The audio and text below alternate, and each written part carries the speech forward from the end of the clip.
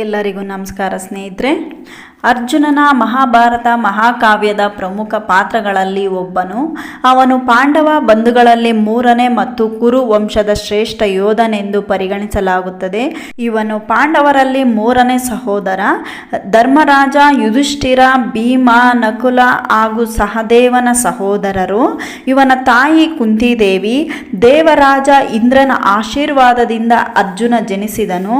ಬಾಲ್ಯದಿಂದಲೇ ಅವನು ಧನುರ್ವಿದ್ಯೆಯಲ್ಲಿ ಅಪಾರ ನಿಪುಣನಾಗಿದ್ದನು. ಅವನು ಕೌರವರ ವಿರುದ್ಧ ಮಹಾಯುದ್ಧವಾದ ಕುರುಕ್ಷೇತ್ರ ಯುದ್ಧದಲ್ಲಿ ಪ್ರಮುಖ ಪಾತ್ರ ವಹಿಸಿದನು. ಇವನು ಶ್ರೀಕೃಷ್ಣನ ಆತ್ಮೀಯ ಸ್ನೇಹಿತನೂ ಆಗಿದ್ದನು.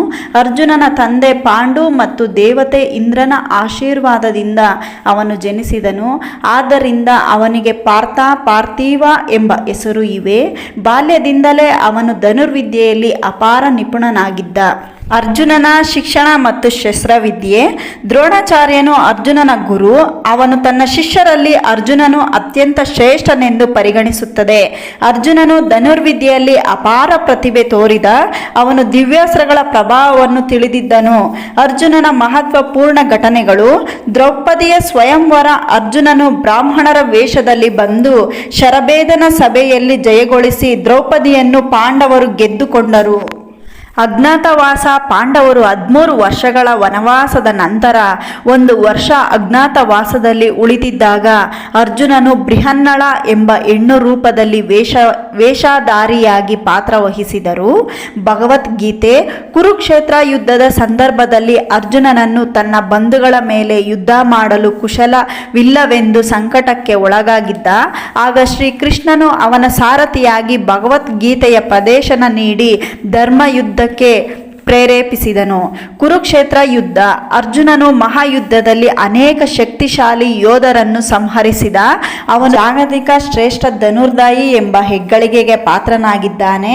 ಪತ್ನಿಯರು ಮತ್ತು ಮಕ್ಕಳು. ಅರ್ಜುನನಿಗೆ ದ್ರೌಪದಿ, ಸುಭದ್ರೆ, ಶ್ರೀಕೃಷ್ಣನ ಅಕ್ಕ, ಉಲುಪಿ, ಚಿತ್ರಾಂಗದೆ ಎಂಬ 4 ಪತ್ನಿಯರು ಇದ್ದರು. ಅವನ ಮಗ ಅಭಿಮನ್ಯು ಭೀಮರಥಿ ಶೂರನಾಗಿದ್ದ. ಅಭಿಮನ್ಯುವಿನ ಪುತ್ರ ಪರೀಕ್ಷಿತನು ಪಾಂಡವ ವಂಶವನ್ನು ಮುಂದುವರಿಸಿದ. ದ್ರೌಪದಿಯ ವಿವಾಹ. ಅರ್ಜುನನು ದ್ರೌಪದಿಯ ಸ್ವಯಂವರದಲ್ಲಿ ಅಜಗಜಾಂತರ ಎಳೆದ ಧನುಸ್ಸಿನಿಂದ ಮತ್ಸ್ಯ ವ್ಯವಹಾರವನ್ನು ಪೂರೈಸಿ ದ್ರೌಪದಿಯನ್ನು ಗೆದ್ದ. ದ್ರೌಪದಿಯನ್ನು ನಂತರ ಪಾಂಡವ ಎಲ್ಲ ಸಹೋದರರು ವಹಿಸಿಕೊಂಡರು. ಅರ್ಜುನನು ತಪಸ್ಸು ಮತ್ತು ದಿವ್ಯಾಸ್ತ್ರ ಪ್ರಾಪ್ತಿ. ಅರ್ಜುನನು ಇಂದ್ರಲೋಕಕ್ಕೆ ಹೋದಾಗ ಇಂದ್ರನಿಂದ ಗಾಂಡೀವ ಧನಸ್ಸು ಹಾಗೂ ಹಲವು ದಿವ್ಯಾಸ್ತ್ರಗಳನ್ನು ಪಡೆದನು. ಶಿವನಿಂದ ಪಶುಪತಾಸ್ತ್ರವನ್ನು ಪಡೆದ ಕತೆ ಪ್ರಸಿದ್ಧವಾಗಿದೆ. ಕುರುಕ್ಷೇತ್ರ ಯುದ್ಧದಲ್ಲಿ ಪಾತ್ರ. ಅರ್ಜುನನು ಪಾಂಡವ ಪಾಳೆಯ ಪ್ರಧಾನ ಯೋಧ.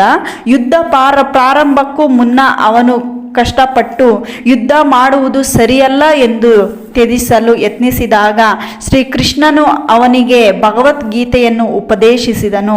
ಅವನು ರಥಸಾರಥಿಯಾಗಿದ್ದ ಶ್ರೀಕೃಷ್ಣನು ಅವನಿಗೆ ಮಾರ್ಗದರ್ಶನ ನೀಡಿದನು. ಯುದ್ಧದ ನಂತರ. ಅರ್ಜುನನು ಯುದ್ಧದ ನಂತರ ರಾಜಧರ್ಮ ಪಾಲನೆಗೆ ಸಹಾಯ ಮಾಡಿದನು. ಶ್ರೀಕೃಷ್ಣನು ಲೀಲಾವಸನಾದ ಮೇಲೆ ಅರ್ಜುನನು ತನ್ನ ಶಕ್ತಿ ಕಳೆದುಕೊಂಡನು. ಕೊನೆಗೆ ಪಾಂಡವರು ಮಹಾಪ್ರಸ್ಥಾನ ಮಾಡಿ ಸ್ವರ್ಗಾರೋಹಣಕ್ಕೆ ಹೊರಟಾಗ ಅರ್ಜುನನನ್ನು ಸಹ ಯಾತ್ರೆ ಮಾಡುತ್ತಾನೆ. ಅರ್ಜುನನು ಮತ್ತು ಶ್ರೀಕೃಷ್ಣನ ನಡುವಿನ ಸಂಬಂಧವು ಮಹಾಭಾರತದಲ್ಲಿ ಅತ್ಯಂತ ಗಂಭೀರ ಮತ್ತು ಭಾವನಾತ್ಮಕ ಸಂಬಂಧಗಳಲ್ಲಿ ಒಂದಾಗಿದೆ. ಇವರಿಬ್ಬರು ಸ್ನೇಹಿತರು, ಸಂಬಂಧಿಕರು, ಯೋಧರು ಮತ್ತು ಆಧ್ಯಾತ್ಮಿಕ ಸಾರಥಿಗಳು ಆಗಿದ್ದಾರೆ. ಅರ್ಜುನ ಮತ್ತು ಶ್ರೀಕೃಷ್ಣ ಸ್ನೇಹ ಮತ್ತು ಸಂಬಂಧದ ಬಗ್ಗೆ ನೀವು ತಿಳಿಯಬೇಕಾದರೆ ಮುಂದಿನ ವಿಡಿಯೋ ನೋಡಿ. ಈ ವಿಡಿಯೋ ನಿಮಗೆ ಇಷ್ಟ ಆದರೆ ಕಮೆಂಟ್ ಮಾಡಿ, ಶೇರ್ ಮಾಡಿ, ಹಾಗೆ ಸಬ್ಸ್ಕ್ರೈಬ್ ಮಾಡ್ಕೊಡೋದನ್ನು ದಯವಿಟ್ಟು ಮರಿಬೇಡಿ. ನಮಗೆ ಇನ್ನಷ್ಟು ವಿಡಿಯೋ ಹಾಕುವುದಕ್ಕೆ ದಯವಿಟ್ಟು ಸಪೋರ್ಟ್ ಮಾಡಿ. ಇಲ್ಲಿವರೆಗೂ ಈ ವಿಡಿಯೋ ನೋಡಿದ್ದಕ್ಕೆ ಧನ್ಯವಾದಗಳು ಸ್ನೇಹಿತರೆ.